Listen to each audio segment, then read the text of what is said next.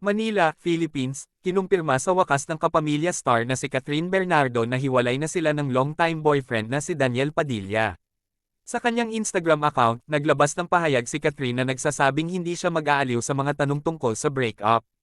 Almost 21 years na ako sa showbiz, 12 years as the one half of Katniel, and 11 years as someone who loved Dij even behind the camera, she started her statement. Hindi ako lumaki sa industriyang ito na patuloy na kinokontrol at dinidiktahan.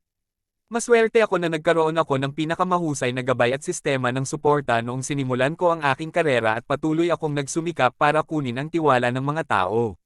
Ngunit mula noong ako ay naging isang may sapat na gulang, kinuha ko sa sarili ko na pangasiwaan ang sarili kong buhay ang mga proyektong ginagawa ko, ang paraan ng pananamit ko, ang mga taong nakapaligid sa akin. Palagi kong sinisikap na maging sarili kong tao. Hinikayat akong mag-isip para sa sarili ko at magdedesisyon para sa sarili ko. Kahit pag-ibig ang pag-uusapan, lalo na pagdating sa pag-ibig, she added. Catherine said that she's aware of the rumors around her so she wants to announce the breakup. I promise to never lose myself in this industry, so I've always been as authentic to you as I can be.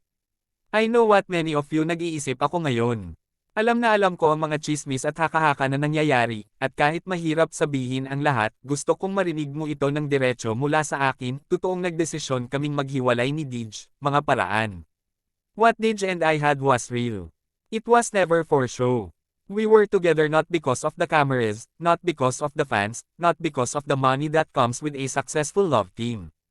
We were genuinely in love. We lumaki ng magkasama, nangarap ng magkasama, at nakita ang marami sa mga pangarap na iyon ay naging isang katotohanan magkasama pa rin.